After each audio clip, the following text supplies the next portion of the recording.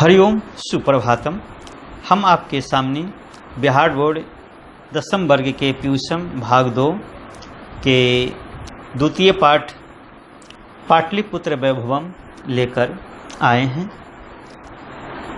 आप हमारे साथ इसे जानने का प्रयास करें। इस पाठ में पाटलिपुत्र के वैभव, ऐश्वर्य, इसके उत्थान के बारे में दिखाया गया है। जरा आइए हमारे साथ इसका अध्ययन करें, समझने का प्रयास करें। तो सबसे पहले ब्रैकेट वाला भाग को हम समझते हैं कि क्या है। पाटलिपुत्र वैभवम, पाटलिपुत्र का वैभव। बिहार राज्यस्य राजधानी नगरम पाटलिपुत्रम सर्वेषु कालेषु महत्वम आराध्यत। बिहार राज्य की राजधानी पाटलिपुत्र आज से नहीं बल्कि सभी कालों से बहुत ही महत्वपूर्ण रहा है, बहुत महत्व को धारण किया है। अस्य इतिहासः सार्धसहस्रद्वय वर्ष परिमितः वर्तते। इसका इतिहास 2500 वर्ष तक का है। देखिए इसमें संधि है, अस्य जोर इतिहास, अस्य इतिहास है ना। सार्धसहस्र 2 वर्ष परिमित, यानी सार्ध का अर्थ होता है आधा और सहस्र मन होता है 1000 और 2 मने 2 मने 2500 वर्ष पूर्व तक रहा है। वर्तते मने है, होता है। अत्र धार्मिक क्षेत्रम, राजनीतिक क्षेत्रम, उद्योग क्षेत्रम च विशेषेण ध्यानाकर्षकम। और यह जो पाटलिपुत्र है धार्मिक क्षेत्र में, राजनीतिक क्षेत्र में और औद्योगिक क्षेत्र में विशेष रूप से लोगों का ध्यान आकर्षित किया। यानी पाटलिपुत्र जो है बिहार राज्य की राजधानी है और इसका महत्व प्राचीन काल से है। इसका इतिहास 2500 वर्ष पूर्व तक का है। यह धार्मिक दृष्टिकोण से, राजनीतिक दृष्टिकोण से और औद्योगिक दृष्टिकोण से लोगों का ध्यान आकर्षित किए रहा है। वैदेशिका यात्रिणाः मेघस्थनीज फाह्यान ह्वेंसांग इत्सिंह प्रभृत्या पाटलिपुत्रस्य वर्णनम स्वस्वसंस्मरण ग्रंथेषु चक्रुः।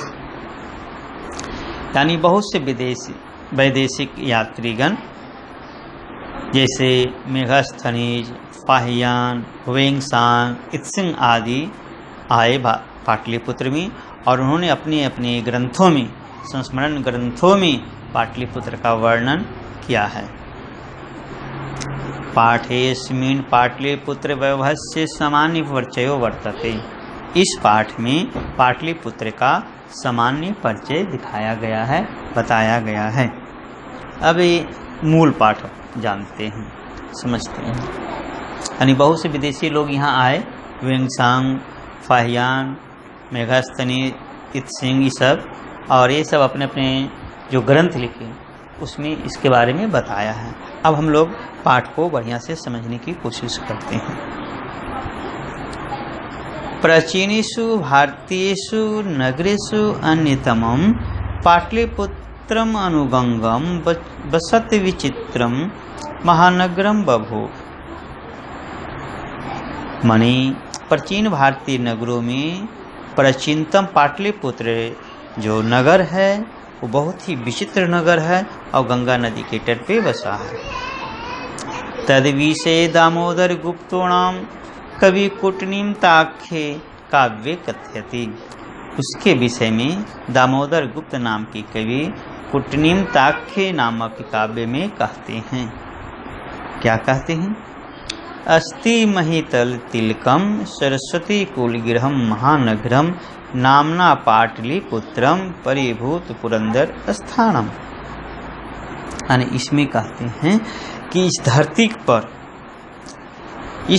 पर धरती का तिलक, सरस्वती का कुलगृह अगर कहीं है तो ये पाटलिपुत्र है।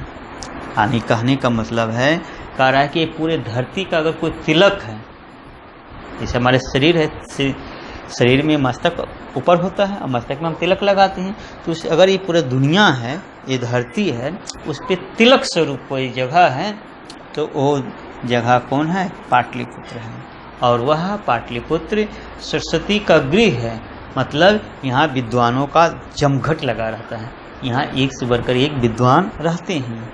नामना पाटलिपुत्रम परिभूत पुरंदर स्थानम। और यह पाटलिपुत्र ऐसा नगर है जो इंद्र का दूसरा नगर जैसा है। यानी यह इतना ऐश्वर्यशाली है, इतना बढ़िया है, जैसा कि इंद्र का दूसरा स्वर्ग हो, दूसरा नगर हो। यानी यह पाटलिपुत्र बहुत ही समृद्ध है। कहने का भाव ये हुआ है ना। अब हम अगला पैराग्राफ देखते हैं। इतिहासे श्रूयते यत् गंगायाः तीरे बुद्ध काले पाटलिग्रामः स्थिता आसीत्। इतिहास में ऐसा सुना जाता है कि गंगा नदी के तट पर भगवान बुद्ध के समय में यह पाटलिग्राम था। पाटलिपुत्र नहीं था, पाटलिग्राम था, है ना। यत्र च भगवान बुद्ध बहु कृत्वा समागतः। यहाँ भगवान बुद्ध बहुत बार आए। तेन कथितम आसीत् यदि ग्रामो अयं महानगरम भविष्यति, किंतु कलहस्य अग्निदाहस्य जलपूरस्य च भयात् सर्वदा क्रांतम भविष्यति। उनके द्वारा कहा गया, किनके द्वारा? भगवान बुद्ध के द्वारा, कि यह जो गांव है एक दिन बहुत बड़ा नगर बनेगा, महानगर बनेगा, और जब ये बहुत विकसित होगा इसका नाश भी होगा। तो नाश कैसे होगा? आपसी कलह से, अग्निदाह से यानी आग लगने से, जलपूर से, जलपूर का मतलब हुआ बाढ़ आने से, यह अक्रांत होगा यानी त्रस्त होगा, है ना। इसका नाश 3 तरह से होगा, आपसी कलह से, आग लगने से और बाढ़ से, है ना। कालांतरेण पाटलिग्रामः पाटलिपुत्रम इति कथितः। बाद में यही पाटलिग्राम पाटलिपुत्र बन गया, है ना। यही पाटलिग्राम पाटलिपुत्र में तब्दील हो गया, बदल गया। चंद्रगुप्त मौर्यस्य काले अस्य नगरस्य शोभा रक्षा व्यवस्था च अति उत्कृष्ट आसीत् इति यूनान राजदूतः मेघस्थनीयः स्वसंस्मरणेषु निरूपयति। चंद्रगुप्त मौर्य के काल में इस नगर की शोभा और रक्षा व्यवस्था अति उच्च कोटि की थी, ऐसा यूनान के राजदूत मेघस्थनीय अपनी संस्मरण ग्रंथों में कहते हैं या बताते हैं। अस्य नगरस्य वैभवं प्रियदर्शिनः अशोकस्य समये सूत्राम समृद्धम। यानी इस नगर का वैभव प्रियदर्शी अशोक के समय में बहुत ही समृद्ध था, है ना। तो प्यारे बच्चे, आज हम यहाँ तक बताते हैं। इसके बाद जब हम कल मिलेंगे या अगले दिन जब हम मिलेंगे तो इसको आगे बताएंगे, दूसरे पार्ट में बताएंगे, है ना। और अगर ये वीडियो बढ़िया लग रहा है तो इसको सब्सक्राइब करें ताकि हमारा भी हौसला बने और जो बच्चे हमारे बना रहे हैं उनका भी हौसला बने। ठीक है, धन्यवाद। आपका दिन शुभ हो।